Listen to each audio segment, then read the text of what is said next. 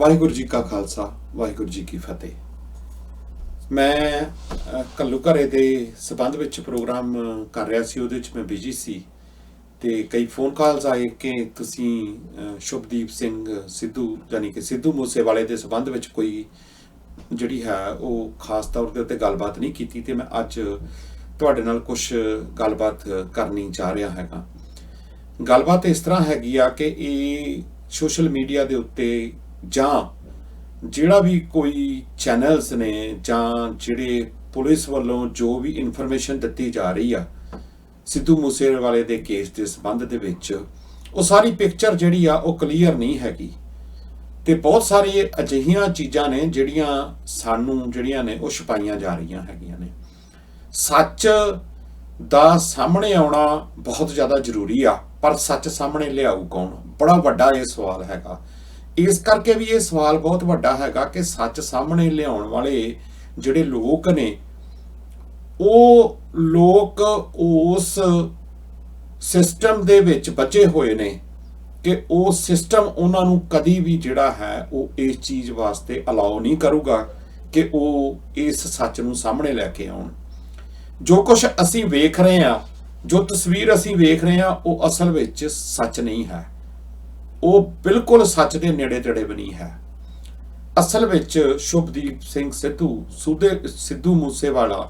ਜਿਹੜਾ ਉਹ ਇੱਕ ਕੱਲਾ ਗਾਇਕ ਨਹੀਂ ਸੀ, ਉਸ ਦੀ ਇੱਕ ਅਲੱਗ ਪਹਿਚਾਣ ਸੀ। ਉਹ ਪਹਿਚਾਣ ਵੀ ਇਸ ਤਰ੍ਹਾਂ ਸੀ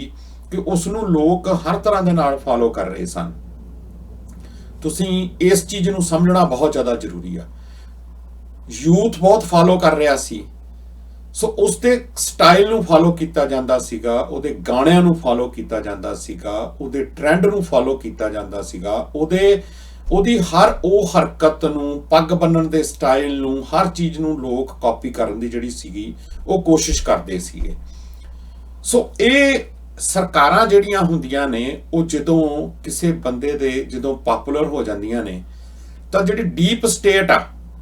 ਉਹ ਡੀਪ ਸਟੇਟ ਉਹਦੀ ਹਰ ਹਰਕਤ ਨੂੰ ਜਿਹੜੀ ਹੈ ਉਹ ਚੰਗੀ ਤਰ੍ਹਾਂ ਦੇ ਨਾਲ, ਬਰੀਕੀ ਦੇ ਨਾਲ ਵਾਚ ਕਰ ਰਹੀ ਹੁੰਦੀ ਆ, ਉਹ ਸਮਝ ਰਹੀ ਹੁੰਦੀ ਆ, ਦੇਖ ਰਹੀ ਹੁੰਦੀ ਆ ਕਿ ਇਸ ਦੀ ਡਾਇਰੈਕਸ਼ਨ ਕੀ ਆ। ਜਿੰਨੀ ਦੇਰ ਤੱਕ ਉਹ ਡਾਇਰੈਕਸ਼ਨ ਜਿਹੜੀ ਆ ਉਹ ਸਿਰਫ ਇੱਕ ਯੂਥ ਨੂੰ ਇੰਟਰਟੇਨਮੈਂਟ ਤੱਕ ਰੱਖੇ ਕਿ ਸਿਰਫ ਇੰਟਰਟੇਨਮੈਂਟ ਹੈ ਤੇ ਇਹਦੇ ਚ ਲੋਕ ਨੱਚ ਲੈਂਦੇ ਨੇ, ਟੱਪ ਲੈਂਦੇ ਨੇ, ਗੱਲਾਂ ਸੁਣ ਲੈਂਦੇ ਨੇ ਤੇ ਇੰਟਰਟੇਨਮੈਂਟ ਤੱਕ ਹੈ, ਉਨੀ ਦੇਰ ਤੱਕ ਤਾਂ ਡੀਪ ਸਟੇਟ ਉਸ ਚੀਜ਼ ਨੂੰ ਬਰਦਾਸ਼ਤ ਕਰਦੀ ਆ। ਲੇਕਿਨ ਜਦ ਕਿਤੇ ਉਹਦਾ ਮੋੜਾ ਕੱਟਿਆ ਜਾਣ ਵਾਲਾ ਹੋਵੇ, ਜਦ ਉਹ ਇਨਸਾਨ ਆਪਣੀ ਕਮਿਊਨਿਟੀ ਦੀ ਗੱਲ, ਜਿਸ ਧਰਮ ਦੇ ਵਿੱਚ ਉਹ ਜੰਮਿਆ, ਜਿਸ ਧਰਮ ਦੇ ਵਿੱਚ ਉਹਦਾ ਅਕੀਦਾ, ਜਦੋਂ ਕਦੀ ਉਹਦੇ ਵੱਲ ਉਸ ਦਾ ਮੋੜਾ ਕੱਟਣ ਦਾ ਟਾਈਮ ਆ ਜਾਂਦਾ ਤੇ ਉਦੋਂ ਫਿਰ ਡੀਪ ਸਟੇਟ ਨੂੰ ਇਹ ਲੱਗਦਾ ਕਿ ਇਹ ਜਿਹੜਾ ਇਨਸਾਨ ਆ ਇਸ ਨੂੰ ਐਲੀਮੀਨੇਟ ਕਰ ਦੇਣਾ ਚਾਹੀਦਾ ਹੈਗਾ, ਕਿਉਂਕਿ ਇਹ ਯੂਥ ਨੂੰ ਬਹੁਤ ਵੱਡੇ ਰੂਪ ਦੇ ਵਿੱਚ ਪ੍ਰਭਾਵਿਤ ਕਰ ਸਕਦਾ ਹੈਗਾ। ਇਹ ਯੂਥ ਨੂੰ ਇੱਕ ਉਹ ਡਾਇਰੈਕਸ਼ਨ ਦੇ ਸਕਦਾ, ਇਹ ਉਹ ਚਾਨਣ ਦਿਖਾ ਸਕਦਾ ਕਿ ਜਿਹੜਾ ਅਸੀਂ ਇਹਨਾਂ ਦੇ ਅੱਗੇ ਇੱਕ ਬੜਾ ਵੱਡਾ ਪਰਦਾ ਪਾ ਕੇ ਰੱਖ ਦਿੱਤਾ ਹੋਇਆ। ਕਿਉਂਕਿ ਜਦੋਂ ਯੂਥ ਉਹਨੂੰ ਫਾਲੋ ਕਰੂਗਾ, ਫਿਰ ਉਹਦੀ ਕਹੀ ਹੋਈ ਗੱਲ ਨੂੰ ਵੀ, ਜੇ ਉਹਦੇ ਇਸ ਦੁਨੀਆ ਤੋਂ ਚਲੇ ਜਾਣ ਦੇ ਬਾਅਦ ਵੀ ਲੋਕਾਂ ਦਾ ਐਡਾ ਵੱਡਾ ਹਜੂਮ ਜਿਹੜਾ ਉਸ ਚੀਜ਼ ਨੂੰ ਫਾਲੋ ਕਰ ਰਿਹਾ, ਤੇ ਜਦੋਂ ਉਸ ਇਨਸਾਨ ਨੇ ਰਹਿਣਾ ਸੀ ਤੇ ਉਸ ਦੀਆਂ ਲਾਸਟ ਵਾਲੀਆਂ ਕੁਝ ਇੰਟਰਵਿਊਜ਼ ਤੇ ਉਹਦੇ ਆਉਣ ਵਾਲੇ ਪ੍ਰੋਜੈਕਟ ਨੂੰ ਜਿਹੜਾ ਹੈ, ਆਉਣ ਵਾਲੇ ਜਿੰਨੇ ਵੀ ਪ੍ਰੋਜੈਕਟ ਸੀ, ਉਹ ਬਹੁਤ ਧਿਆਨ ਮੰਗਦੇ ਆ ਕਿ ਉਹਨਾਂ ਦੀ ਡਾਇਰੈਕਸ਼ਨ ਕਿਸ ਸਾਈਡ ਨੂੰ ਸੀ ਜਾਂ ਉਹ ਕਿਸ ਡਾਇਰੈਕਸ਼ਨ ਨੂੰ ਜਾ ਰਿਹਾ ਸੀ। ਪਹਿਲਾਂ ਉਮਰ ਛੋਟੀ ਹੁੰਦੀ ਆ, ਕੁਝ ਗੱਲਾਂ ਅਜਿਹੀਆਂ ਵੀ ਇਨਸਾਨ ਕਰ ਜਾਂਦਾ ਕਿ ਜਿਹੜੀਆਂ ਕਈ ਵਾਰ ਉਹ ਨਿਆਣਪੁਣਾ, ਇਮੈਚੁਰਿਟੀ ਕਹਿ ਲਓ, ਜਾਂ ਸਮੇਂ ਦੀ ਮੰਗ ਅਨੁਸਾਰ ਉਹ ਕਰ ਜਾਂਦਾ। ਪਰ ਜਦੋਂ ਉਸ ਨੂੰ ਇਹ ਪਤਾ ਲੱਗਦਾ ਕਿ ਮੇਰਾ ਧਰਮ ਜਿਹੜਾ ਹੈ, ਮੈਂ ਜਿਸ ਧਰਮ 'ਚ ਜੰਮਿਆ, ਜਿਸ ਖਿੱਤੇ 'ਚ ਜੰਮਿਆ, ਉਹਦਾ ਆਲਾ ਦੁਆਲਾ ਕਿਹੋ ਜਿਹੀ ਹਵਾ ਦੇ ਰਿਹਾ, ਉਹਦੇ ਆਲੇ ਦੁਆਲੇ ਦੇ ਵਿੱਚ ਕੀ ਵਾਪਰ ਰਿਹਾ ਤੇ ਕੀ ਵਾਪਰ ਸਕਦਾ, ਤੇ ਕਿਹੋ ਜਿਹੀ ਮੈਨੂੰ ਜਿਹੜਾ ਆਉਣ ਵਾਲੇ ਸਮੇਂ ਦੇ ਵਿੱਚ ਆਪਣੇ ਇੰਟਰਟੇਨਮੈਂਟ ਦੇ ਨਾਲ ਨਾਲ ਨੌਜਵਾਨਾਂ ਨੂੰ ਸੁਚੇਤ ਵੀ ਕਰਨਾ। ਸੋ ਜਦੋਂ ਡਾਇਰੈਕਸ਼ਨ ਬੰਦੇ ਦੀ ਚੇਂਜ ਹੋਣ ਵਾਲੀ ਹੋਵੇ ਜਾਂ ਚੇਂਜ ਹੋ ਗਈ ਹੋਵੇ ਅੰਦਰੋਂ ਮਨ ਕਰਕੇ, ਤਾਂ ਫਿਰ ਡੀਪ ਸਟੇਟ ਇੱਕ ਕੰਮ ਕਰਦੀ ਆ ਕਿ ਉਸ ਇਨਸਾਨ ਨੂੰ ਜਿਹੜਾ ਉਹ ਇਸ ਦੁਨੀਆ ਤੋਂ ਖਤਮ ਕਰਨ ਤੱਕ ਜਿਹੜੀ ਆ ਉਹ ਪਹੁੰਚ ਜਾਂਦੀ ਆ ਕਿ ਕਿਤੇ ਇਹ ਸੱਚ ਅਗਰ ਆਪਣੇ ਯੂਥ ਨੂੰ ਦੱਸ ਗਿਆ, ਉਹ ਚਾਨਣ, ਉਹ ਸੂਰਜ ਕਿਤੇ ਦਿਖਾ ਗਿਆ, ਤੇ ਫਿਰ ਸਾਡੇ ਵਾਸਤੇ ਇਸ ਜਿਹੜੀ ਸਾਡਾ ਜਿਸ ਨੂੰ ਅਸੀਂ ਨਸ਼ਿਆਂ 'ਚ ਡੋਬ ਦਿੱਤਾ, ਜਿਸ ਯੂਥ ਨੂੰ ਅਸੀਂ ਅਲੱਗ ਤਰ੍ਹਾਂ ਦੇ ਨਾਲ ਇੱਕ ਅਲੱਗ ਦੁਨੀਆ ਦਿਖਾ ਦਿੱਤੀ, ਜਿਹਦੇ ਵਿੱਚ ਉਹ ਨੱਚ ਰਿਹਾ, ਜਿਹਦੇ ਵਿੱਚ ਉਹ ਟੱਪ ਰਿਹਾ, ਜਿਹਦੇ ਵਿੱਚ ਉਹ ਹੋਰ ਤਰ੍ਹਾਂ ਦੀ ਜ਼ਿੰਦਗੀ ਜੀਣ ਦੇ ਸੁਪਨੇ ਲੈ ਰਿਹਾ, ਕਿ ਕਿਤੇ ਸੱਚ ਵਾਲੀ ਡਾਇਰੈਕਸ਼ਨ ਵੱਲ ਇਹ ਇਨਸਾਨ ਤੁਰ ਗਿਆ ਜਾਂ ਤੋਰ ਦਿੱਤਾ ਇਹਨੇ, ਤਾਂ ਫਿਰ ਸਾਡੇ ਕੋਲ ਇਹ ਚੀਜ਼ਾਂ ਕੰਟਰੋਲ ਨਹੀਂ ਹੋਣੀਆਂ, ਕਿਉਂਕਿ ਸਾਡਾ ਤਾਂ ਪਰਦਾ ਪਾਇਆ ਹੀ ਇਸ ਖਿੱਤੇ ਦੇ ਉੱਤੇ ਕਬਜ਼ਾ ਜਿਹੜਾ ਉਹ ਰਹਿ ਸਕਦਾ ਹੈਗਾ। ਸੋ ਇਹ ਡੀਪ ਸਟੇਟ ਜਿਹੜੀ ਆ ਉਹ ਆਮ ਬੰਦੇ ਦੇ ਸਮਝ ਆਉਣ ਵਾਲੀ ਨਹੀਂ, ਕਿਉਂਕਿ ਡੀਪ ਸਟੇਟ ਕਿਹੜੀ ਕੋਈ ਦਿਖਦੀ ਆ, ਉਹ ਤਾਂ ਟੇਬਲਾਂ ਤੇ ਬੈਠੇ ਸਿਰ ਜੋੜ ਕੇ ਆਪਸ ਵਿੱਚ ਜਦੋਂ ਹਰ ਉਸ ਬੰਦੇ ਨੂੰ ਚੰਗੀ ਤਰ੍ਹਾਂ ਦੇ ਨਾਲ ਖੰਗਾਰ ਰਹੇ ਹੁੰਦੇ ਨੇ, ਵਾਚ ਕਰ ਰਹੇ ਹੁੰਦੇ ਨੇ ਕਿ ਕਿਸ ਬੰਦੇ ਨੂੰ ਕਿਸ ਲੈਵਲ ਤੱਕ ਅਸੀਂ ਰੱਖਣਾ। ਅਗਰ ਉਸ ਤੋਂ ਬਾਅਦ ਵੀ ਉਹ ਆਪਣੀ ਕੋਈ ਡਾਇਰੈਕਸ਼ਨ ਚੇਂਜ ਨਹੀਂ ਕਰਦਾ, ਤੇ ਫਿਰ ਉਹਨੂੰ ਇਸ ਦੁਨੀਆ ਤੋਂ ਰੁਖਸਤ ਜਿਹੜਾ ਉਹ ਕਰ ਦਿੱਤਾ ਜਾਣਾ ਚਾਹੀਦਾ। ਕਿਸੇ ਦਾ ਹੋਰ ਕੋਈ ਰੋਲ ਨਹੀਂ ਆ, ਇਹ ਗੱਲ ਸਾਨੂੰ ਸਮਝ ਲੈਣੀ ਚਾਹੀਦੀ ਆ। ਕਿਸੇ ਇਨਸਾਨ ਦਾ ਹੋਰ ਕੋਈ ਰੋਲ ਨਹੀਂ ਆ, ਇਹ ਸਿਰਫ ਤੇ ਸਿਰਫ ਡੀਪ ਸਟੇਟ ਦੀ ਭੇਂਟ ਚੜਿਆ ਹੈ ਸ਼ੁਭਦੀਪ ਸਿੰਘ ਸਿੱਧੂ ਮੂਸੇਵਾਲਾ। ਇਹ ਗੱਲ ਹਰ ਉਸ ਪੰਜਾਬੀ ਤੇ ਹਰ ਉਸ ਸਿੱਖ ਨੂੰ ਸਮਝ ਲੈਣੀ ਚਾਹੀਦੀ ਆ। ਇਹ ਗੱਲ ਭਾਵੇਂ ਕਈਆਂ ਨੂੰ ਇਹ ਅਲੱਗ ਰੂਪ ਦੇ ਵਿੱਚ ਲੱਗੇ, ਪਰ ਇੱਕ ਸੱਚਾਈ ਆ, ਕਿਉਂਕਿ ਪਿਛਲੇ ਸਮੇਂ 'ਚ ਵੀ ਤੁਸੀਂ ਦੇਖ ਲਓ ਕਿ ਹੁਣ ਵਾਲੀ ਜਿਹੜੀ ਡੀਪ ਸਟੇਟ ਆ ਉਹ ਟਾਈਮ ਜਾਂ ਸਮੇਂ ਦੀ ਬਹੁਤ ਜ਼ਿਆਦਾ ਇੰਤਜ਼ਾਰ ਨਹੀਂ ਕਰਦੀ। ਉਹਨਾਂ ਨੂੰ ਇਹ ਪਤਾ ਕਿ ਡਿਜੀਟਲ ਜਿਹੜਾ ਵਰਲਡ ਦਾ ਟਾਈਮ ਹੈਗਾ, ਡਿਜੀਟਲ ਦੀ ਦੁਨੀਆ, ਅਗਰ ਇਹ ਗੱਲ ਇੱਕ ਵਾਰੀ ਛੱਡ ਦਿੱਤੀ ਗਈ, ਜਿੱਦਾਂ ਤੀਰ ਜਿਹੜਾ ਹੈ ਉਹ ਕਮਾਨ ਚੋਂ ਨਿਕਲ ਜਾਂਦਾ ਤੇ ਮੁੜ ਕੇ ਫਿਰ ਉਹਦਾ ਕੋਈ ਹੱਲ ਨਹੀਂ ਹੁੰਦਾ, ਇਸੇ ਤਰ੍ਹਾਂ ਦੇ ਨਾਲ ਇਸ ਚੀਜ਼ ਦਾ ਵੀ ਕੋਈ ਹੱਲ ਜਿਹੜਾ ਸੀਗਾ ਉਹਨਾਂ ਕੋਲ ਨਹੀਂ ਸੀ ਰਹਿਣਾ। ਇਸ ਕਰਕੇ ਉਹਨਾਂ ਨੇ ਅੱਜ ਭਾਵੇਂ ਕਿਸੇ ਨੂੰ ਧੱਕੇ ਦੇ ਨਾਲ ਕਿਸੇ ਦਾ ਨਾਮ ਲੈ ਲਿਆ ਹੋਵੇ, ਕਿਸੇ ਗੈਂਗਸਟਰ ਦਾ ਨਾਮ ਲੈ ਰਹੇ ਹੋਣ, ਪਰ ਧਿਆਨ ਨਾਲ ਸੋਚੋ ਕਦੀ ਉਹ ਜਿਹੜੇ ਗੈਂਗਸਟਰ ਨੇ ਉਹ ਕਿੱਥੋਂ ਬਣੇ, ਗੈਂਗਸਟਰਾਂ ਦਾ ਜਿਹੜੇ ਉਹ ਵੀ ਮਾਵਾਂ ਦੇ ਪੁੱਤ ਨੇ, ਉਹਨਾਂ ਦਾ ਕੀ ਰੋਲ ਹੈਗਾ। ਤੇ ਇਹ ਸਭ ਉਸ ਗੰਦੀ ਪੋਲਿਟਿਕਸ, ਉਸ ਭਾਰਤੀ ਸਟੇਟ ਦੀ ਜਿਹੜੀ ਗੰਦੀ ਨਿਗਾਹ ਹੈ ਪੰਜਾਬ ਦੇ ਉੱਤੇ,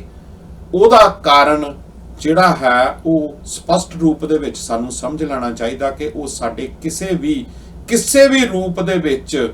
ਅਗਰ ਸਾਡੇ ਯੂਥ ਨੂੰ ਸਹੀ ਡਾਇਰੈਕਸ਼ਨ ਮਿਲ ਰਹੀ ਹੋਵੇ, ਸਹੀ ਦਿਸ਼ਾ ਮਿਲ ਰਹੀ ਹੋਵੇ, ਕਿਸੇ ਆਉਣ ਵਾਲੇ ਸਮੇਂ ਦੇ ਵਿੱਚ ਮਿਲਣੀ ਹੋਵੇ, ਤੇ ਉਸ ਬੰਦੇ ਨੂੰ ਇਹ ਸਿੱਧੀ ਗੋਲੀ ਮਰਵਾਉਣਗੇ। ਕਿਉਂਕਿ ਜਿਹੜਾ ਵੈਪਨ ਵਰਤਿਆ ਗਿਆ MK94 ਐਡਾ ਲੇਟੈਸਟ ਵੈਪਨ, ਉਹ ਕਿਸੇ ਆਮ ਗੈਂਗਸਟਰ ਜਾਂ ਆਮ ਬੰਦੇ ਦੀ ਪਹੁੰਚ ਤੋਂ ਬਹੁਤ ਦੂਰ ਦੀਆਂ ਗੱਲਾਂ ਨੇ। ਇਹ ਸਿਰਫ ਤੇ ਸਿਰਫ ਭਾਰਤੀ ਸਟੇਟ ਦੀ ਵਿੱਚ ਸ਼ਮੂਲੀਅਤ ਤੋਂ ਬਗੈਰ ਸੰਭਵ ਹੀ ਨਹੀਂ ਹੋ ਸਕਦਾ ਕਿ ਇਹ ਇਸ ਤਰ੍ਹਾਂ ਦੇ ਨਾਲ ਚੀਜ਼ ਵਾਪਰ ਜਾਂਦੀ। ਇਹ ਗੱਲ ਧਿਆਨ ਦੇ ਨਾਲ ਸੋਚਣ ਵਾਲੀ ਆ। ਲੋਕ ਗੁੱਸਾ ਨੇ, ਉਹ ਗੁੱਸਾ ਇਸ ਕਰਕੇ ਨੇ ਕਿ ਲੋਕਾਂ ਨੂੰ ਜਿਹੜਾ ਦਿਸਦਾ, ਹੁਣ ਡੀਪ ਸਟੇਟ ਜਿੱਦਾਂ ਮੈਂ ਕਿਹਾ ਦਿਖਦੀ ਨਹੀਂ ਆ, ਤਾਂ ਸਟੇਟ ਦਾ ਜਿਹੜਾ ਕੋਈ ਗਾਂ ਸੂਬੇਦਾਰ ਬਣਾ ਕੇ ਵੇਖਿਆ ਸਾਡੇ ਸਾਹਮਣੇ ਹੁੰਦਾ, ਜਿਹੜਾ ਸੂਬੇਦਾਰ ਆ, ਮੁੱਖ ਮੰਤਰੀ ਆ, ਫਿਰ ਲੋਕ ਉਹਦੇ ਤੇ ਗੁੱਸਾ ਕਰਦੇ ਨੇ ਕਿ ਕਰਨ ਵੀ ਕਿਉਂ ਨਾ, ਕਿਉਂਕਿ ਉਹ ਆਪਣੀਆਂ ਕੁਰਸੀਆਂ ਨੂੰ ਜਿਹੜਾ ਕਾਇਮ ਰੱਖਣ ਵਾਸਤੇ ਚਾਹੇ ਦਿੱਲੀ ਦੀਆਂ ਚੱਪਲਾਂ ਚੱਟ ਰਹੇ ਹੋਣ, ਚਾਹੇ ਉਹਨਾਂ ਦੀਆਂ ਚੱਪਲਾਂ 'ਚ ਬੈਠੇ ਹੋਣ, ਤੇ ਆਪਣੀ ਜਿਹੜੀ ਪ੍ਰਸ਼ੰਸਾ ਖੱਟਣ ਵਾਸਤੇ ਤੇ ਕਿਸੇ ਦੀ ਸਿਕਿਉਰਿਟੀ ਨੂੰ ਓਪਨ ਖੁੱਲ੍ਹੇਆਮ ਸੋਸ਼ਲ ਮੀਡੀਆ ਤੋਂ ਲੈ ਕੇ ਆਮ ਮੀਡੀਆ ਤੱਕ ਪ੍ਰਚਲਿਤ ਤੇ ਪ੍ਰਚਾਰ ਕਰ ਦੇਣ ਕਿ ਲਓ ਜੀ ਅਸੀਂ ਇੰਨੇ ਬੰਦਿਆਂ ਦੀ ਜਿਹੜੀ ਹੈ, ਜਿਹੜੇ ਬੰਦੇ ਬਿਲਕੁਲ ਜਿਨ੍ਹਾਂ ਦੀ ਜਾਨ ਨੂੰ ਖਤਰਾ, ਉਹਨਾਂ ਲੋਕਾਂ ਨੂੰ ਉਹਨਾਂ ਨੇ ਬਿਲਕੁਲ ਜਨਤਕ ਕਰ ਦਿੱਤਾ ਹੋਵੇ ਤੇ ਫਿਰ ਮੈਨੂੰ ਲੱਗਦਾ ਕਿ ਇਹ ਵੀ ਲੋਕ ਉਸ ਡੀਪ ਸਟੇਟ ਦੇ ਜਿਹੜੇ ਇਹ ਬਿਲਕੁਲ ਹੱਥ ਕੰਡੇ ਨੇ, ਇਹ ਵੀ ਉਨੇ ਦੋਸ਼ੀ ਨੇ, ਕਿਉਂਕਿ ਇਹਨਾਂ ਦੀ ਸ਼ਮੂਲੀਅਤ ਜਿਹੜੀ ਆ ਉਹ ਡਾਇਰੈਕਟ ਸਿੱਧੇ ਜਾਂ ਅਸਿੱਧੇ ਤੌਰ ਦੇ ਉੱਤੇ ਜ਼ਰੂਰ ਹੈਗੀ ਆ। ਚਾਹੇ ਅੱਜ ਲੱਖ ਲੋਕ ਕਹੀ ਜਾਣ ਕੇ